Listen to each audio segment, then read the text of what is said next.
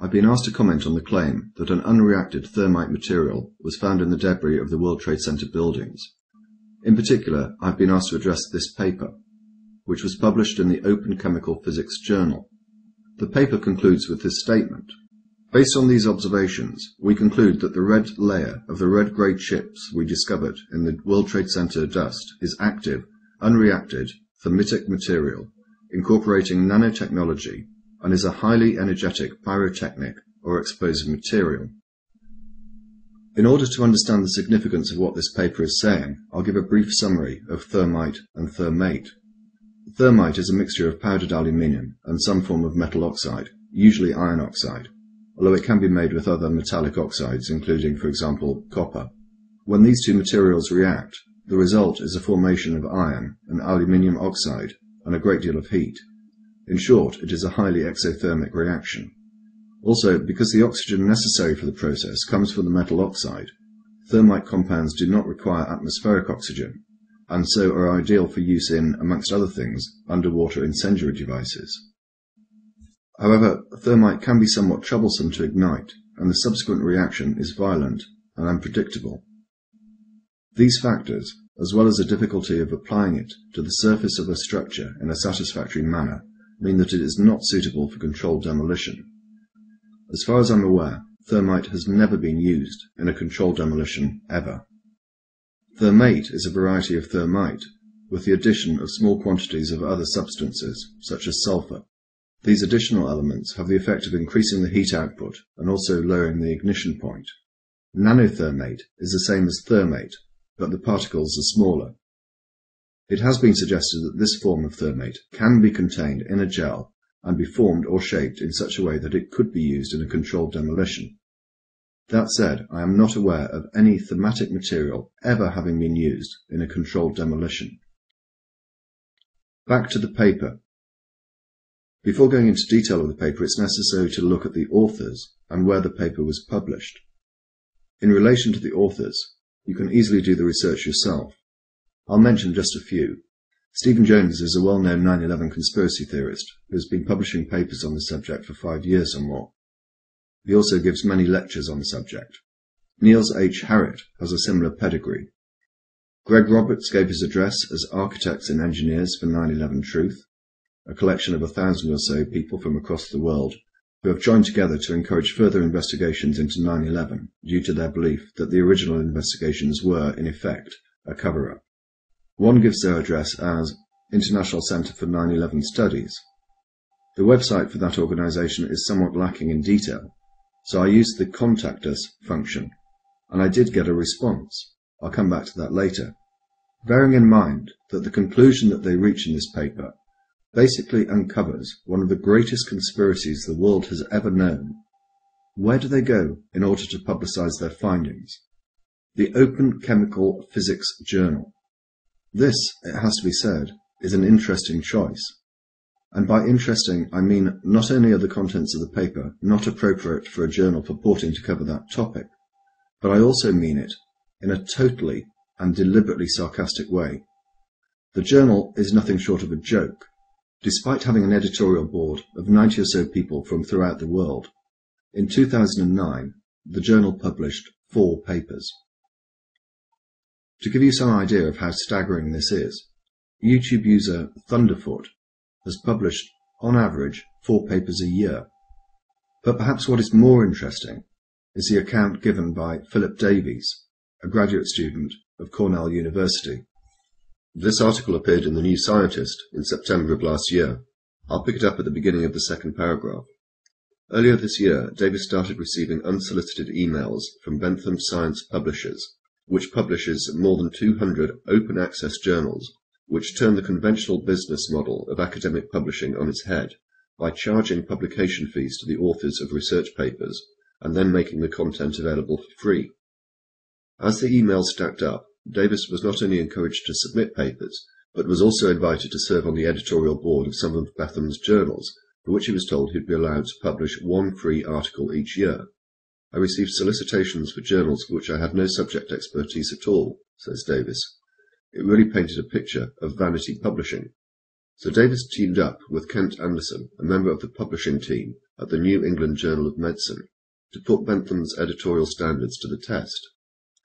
The pair turned to SCI-Gen, a program that generates nonsensical computer science papers, and submitted the resulting paper to the Open Information Science Journal, published by Bentham. The paper, entitled Deconstructing Access Points, made no sense whatsoever, as this sample reveals. In this section, we discuss existing research into black-red trees, vacuum tubes, and courseware. On a similar note, recent work by Takahashi suggests a methodology for providing robust modulates, but does not offer an implementation. Davis and Anderson, writing under the nom-de-plume David Phillips and Andrew Kent, also dropped a hefty hint of the hoax by giving their institutional affiliation as a Centre for Research in Applied Phonology, or CRAP. Yet 4 months after the article was submitted, David Phillips received an email from Sana Mokharam, Bentham's assistant manager of publishing. This is to inform you that your submitted article has been accepted for publication after peer reviewing process, the name of the publication. I would be highly grateful to you if you could please fill and sign the attached fee form and covering letter and send them back to me via email as soon as possible to avoid further delay in publication. The publication fee was $800 to be sent to a P.O. box in the United Arab Emirates. Having made his point, Davis withdrew the paper. I failed to mention earlier that Kevin Ryan and Frank Legg are joint editors, along with Stephen Jones, of the Journal for 9/11 Studies. So far, we have a collection of authors who appear to have a bias. Allegations of bias are something that Stephen Jones is familiar with. In his paper, Why Indeed Did the WTC Buildings Collapse?, he used this photograph, with the annotation, workers evidently peering into hot core under the WTC rubble. This photograph was doctored. This is the original, and the glow that you actually see is from a portable light used by the workmen as they searched through the rubble. Jones has also faced criticism for his analysis of Mayan archaeological evidence as supporting his belief that Jesus had in fact visited America. In any event, the authors then published the paper in an obscure journal with a dubious reputation for peer review. But it gets even better than that. The paper was published without the editor's knowledge. I've not been able to find out exactly how this happened, but it is clear that as a result of this paper's publication, the editor, Marie Paul Pellini, resigned.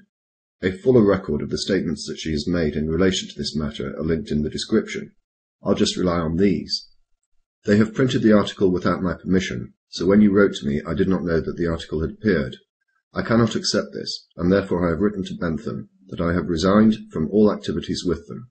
She continued, I cannot accept that this topic is published in my journal. The article has nothing to do with physical chemistry or chemical physics, and I could well believe that there is a political viewpoint behind its publication. If anyone had asked me, I would say that the article should never have been published in this journal, period. As I indicated earlier, I contacted the International Centre for 9/11 Studies, and I received a response. My initial question related to this ambiguous statement on the website. Specifically, I asked who the director and members of staff were. I received a response from James Gawley, one of the authors of the paper, indicating that he was director. He then asked how he could help. I replied by asking about the paper, and again he responded and asked if I had any specific questions. I sent him a list of 7. For the purposes of this video, only a few are important. I asked him whether the paper had been peer-reviewed. His response was, it was peer-reviewed by, if I remember correctly, 2 reviewers chosen by the journal editors. I don't recall if I ever found out who did the review, or who it was if I did. I asked about the editor's resignation. His response was, I didn't follow the resignation episode very well. I think I recall something about her saying something like she didn't feel qualified to give her opinion on the paper's technical merits, which was a nonsense. But what is of more importance is this. I don't know whether the people who rely upon this paper as evidence of the use of thermite or thermate actually know what the paper says. Here is a response I received from James Gawley when I touched upon the subject. Firstly, we don't know whether nanothermite was used to bring the towers down. It might have played some other role, such as keeping the fires going long enough to make the fire-induced collapse theory plausible. It might have been used in conjunction with other high explosive materials to bring the building down. Nanothermite matches are known to exist, and I believe that they can be used to detonate high explosives. We really just have no idea how it was used. The salient point is, it shouldn't have been in the WTC dust at all. And here is Niels Harrit, another of the co-authors, talking about the same issue. So what effect would the nanothermite have had on the collapse of the towers on September the 11th? Actually, within the group of authors behind this paper, which we published in April, there are diverging opinions about what this nanothermite was used for. And in my opinion, we should not speculate in a scenario for the demolition. For these reasons, and the reasons I've outlined in the video, I do not intend to deal with the contents of this paper unless there is a specific question about it that demands a response.